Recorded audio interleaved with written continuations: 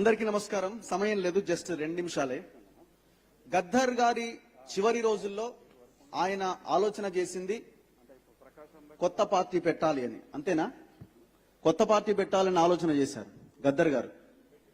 అదే చివరి రోజుల్లో. సో అది పూర్తి కాకముందే ఆయన మన నుంచి దూరం కావడం జరిగింది. ఎందుకు పార్టీ తీసుకురావాలి అనుకున్నారు? తెలంగాణలో ఉన్న రాజకీయ పార్టీలు సరిగ్గా పనిచేయట్లేదని ఎందుకు భావించారు? సో గద్దర్ వర్ధంతి సందర్భంగా మనము ఆలోచించాల్సింది కూడా అదే. తెలంగాణలో 2 అంశాల్లో అసలు పూర్తిగా మనం పక్కకెళ్ళిపోతున్నాం. మనం అంటే మన పాలకులు, ప్రశ్నించాల్సిన వాళ్ళు. తెలంగాణకి కావాల్సింది ఆత్మగౌరవం, అస్తిత్వం. ఈ రెండింటి విషయంలో మనం దూరం జరిగిపోతున్నాం. ఈ ప్రభుత్వాలు మనవి కాకుండా పనిచేస్తున్నాయి. సింపుల్ ఎగ్జాంపుల్ నిన్న మొన్న మేము బయట పెట్టడం జరిగింది. సర్ అనే ప్రక్రియ కొనసాగుతున్నది. ఈ సర్ అనే ప్రక్రియలో డబుల్ ఓట్స్ ఉండడానికి వీల్లేదు ఈ రాజ్యాంగం ప్రకారం, చట్టం ప్రకారం. కానీ చాలా తెలివిగా ఢిల్లీ నుంచి ఒక టీం వస్తుంది. 31 లోపు మన టోటల్ ఎన్యూమరేషన్ ఫామ్స్ అన్ని మనం సబ్మిట్ చేయాలి తెలంగాణలో. ఆంధ్రప్రదేశ్లో కూడా సేమ్ అటు ఇటుగా అదే డేట్. కానీ మన తెలంగాణలో ఇంకా సబ్మిట్ చేయలేదు, అనుకున్నది రీచ్ కాలేదని 3rd వరకు పార్టీలు అడిగినాయి. 3rd వరకు ఎక్స్టెండ్ చేశారు. కానీ ఎవరు అడగకుండానే 3వ తారీఖు కాస్త 10వ తారీఖు ఎక్స్టెండ్ అయింది. ఆ లోపుగా ఆంధ్రప్రదేశ్లో ఎన్యూమరేషన్ ప్రక్రియ మొత్తం కంప్లీట్ అయింది. కంప్లీట్ అయిపోయి డ్రాఫ్టింగ్ కూడా రెడీ అయిపోతుంది అక్కడ. సో అక్కడ నా ఓటు ఉందా లేదా అని ఆంధ్ర ప్రజలు, ఆంధ్ర ఓటర్లకి అక్కడ క్లారిటీ వస్తున్నది.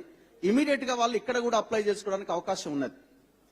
మరి 2 ఓట్లు పోతాయి కదా, ఉండవు కదా అని అంటే ఇంటర్ స్టేట్ టు స్టేట్ ఓటుకి సంబంధించిన దాంట్లో అసలు ఆ మెకానిజమే లేదు. ఓటుని తొలగించే మెకానిజమే లేదు. కేవలం మీ జిల్లా నల్గొండ అయితే హైదరాబాద్ లో మీకు 2వ ఓటు కూడా ఉంటే జిల్లా టు జిల్లా ఓటు తీసేస్తున్నారు. కానీ ఇంటర్ స్టేట్ ఓటు మాత్రం పోవట్లేదు. సో రేపు పొద్దున డీలిమిటేషన్ జరగబోతున్నది. ఈ డీలిమిటేషన్ జరిగితే ఎక్కువ జనాభా ఉన్న హైదరాబాద్ డెన్సిటీ ఎక్కువగా ఉంది కాబట్టి ఇక్కడ నియోజకవర్గాలు పెరుగుతాయి. ఈ తెలంగాణలో ప్రభుత్వం ఏర్పాటు చేయడాన్ని డిసైడ్ చేసేది ఆ ఓటరే కీలకమవుతారు. మన పార్టీలు, తెలంగాణ వాదులంతా ఏం చేస్తున్నారు ఒక్కసారి ఆలోచించండి దీని మీద. సో టోటల్ గా తెలంగాణ ఆత్మగౌరవము, అస్తిత్వము మనది కాకుండా పోతున్నది. అరే ఎంత దారుణం! ఒక్కరు మాట్లాడిరా? తెలంగాణ ముఖ్యమంత్రి సీఎంఓ వెబ్సైట్ లో 369 మందిని పిట్టల్లాగా కాల్చిన కాసు బ్రహ్మానందరెడ్డి సెలబ్రేషన్స్ చేసిరండి. ఎక్కడ పోయారు తెలంగాణ వాదులంతా, తెలంగాణ కోసం కొట్లాడిన వాళ్ళంతా? ఒక్క స్టేట్మెంట్ రాలే ఒక్క పార్టీ నుంచి. 369 మందిని రోజుకొకరిని పిట్టల్లా కాల్చిన కాసు బ్రహ్మానందరెడ్డి సెలబ్రేషన్స్ చేసిరు. సిగ్గుతో తలదించుకోవాల్సిన పరిస్థితి. ఈ పార్టీలు మనకి కావు. ఎవరన్నా కాంగ్రెస్ వాళ్ళు, బీఆర్ఎస్ వాళ్ళు ఉన్నా ఈ వేదికను ఈ రకంగా ఎందుకు వాడుకుంటున్నారంటే ఈ రకంగానే వాడుకుంటాం. ఇది గద్దర్ వేదిక. ఇది ప్రశ్నించడానికి ఈ వేదిక ఏర్పాటైంది. గద్దర్ కళాక్షేత్రం ఏర్పాటు చేస్తారని 2 ఏళ్ల కింద ముఖ్యమంత్రి హామీ ఇచ్చిండు. ఇంతవరకు ఆ హామీ నెరవేరలే. ఎంతమంది అడుగుతున్నారు? తెలంగాణ నక్లెస్ రోడ్ లో ఈ వేదికను ఏర్పాటు చేస్తామన్నారు కదా, ఎకరం భూమి ఇస్తామన్నారు కదా. మరి ఆ నక్లెస్ రోడ్ లో ఆ భూమి ఎక్కడ పోయింది? కళాక్షేత్రం ఎక్కడ పోయింది? అందశ్రీ గారికి మొన్న అక్కడ ఏర్పాటు చేయడానికి ముఖ్యమంత్రి స్వయంగా వెళ్ళిండు, సంతోషం, బాగుంది.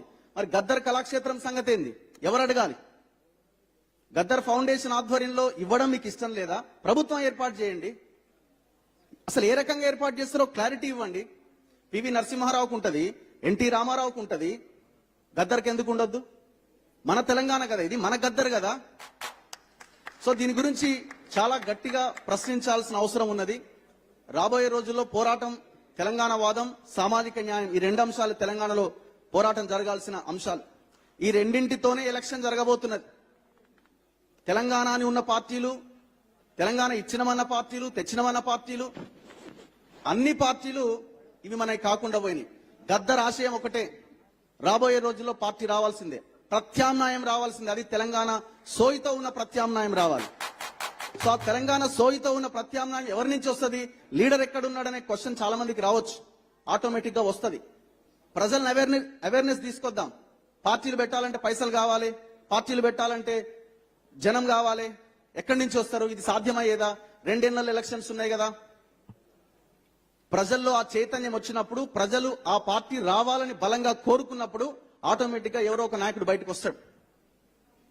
కాబట్టి ఆ దిశగా ప్రయత్నం చేయాలి. ప్రయత్నం జరుగుతుందని మేము ఆశిస్తున్నాం. కొన్ని పార్టీలు వస్తున్నాయి మార్వాడి వాదంతో, ఇంకా జాతీయవాదంతో. అట్లాంటి పార్టీలను కూడా నమ్మడానికి వీల్లేదు.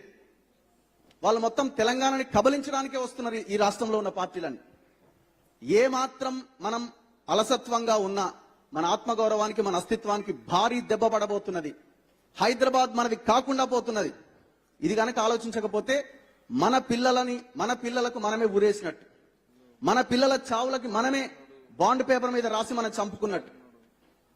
రెచ్చగొట్టడం అనుకుంటారో, రెచ్చగొడుతున్నాడు అనుకుంటారో, ఏదన్నా అనుకోండి, గ్రౌండ్ లో తిరుగుతున్న వాళ్ళంగా కడుపు మండి గుండెలు రగిలి చెప్తున్న మాట ఇది. మేము లేం తెలంగాణ ఉద్యమంలో, మీరున్నారు తెలంగాణ ఉద్యమంలో. తెలంగాణ ఉద్యమంలో మీరంతా ఉన్నారు. తెలంగాణ ఉద్యమంలో ఉన్న కళాకారులు గాని, ఉద్యమకారులు గాని క్వశ్చన్ చేయండి, ప్రశ్నించండి, బయటికి రండి. పార్టీల గొడుగుల కింద ఉండకండి. దయచేసి ఇండిపెండెంట్ గా బతకండి. ఒక తరం త్యాగం చేస్తేనే తెలంగాణ నిలబడుతుంది. ఒక తరం త్యాగం చేస్తేనే తెలంగాణ నిలబడుతుంది. సో ఆ త్యాగానికి సిద్ధపడండి. సిద్ధపడడానికి మాలాంటి వాళ్ళం రెడీగా ఉన్నాం. ప్రతి ఒక్కరం రెడీగా ఉందాం. థ్యాంక్ యూ, ధన్యవాదాలు.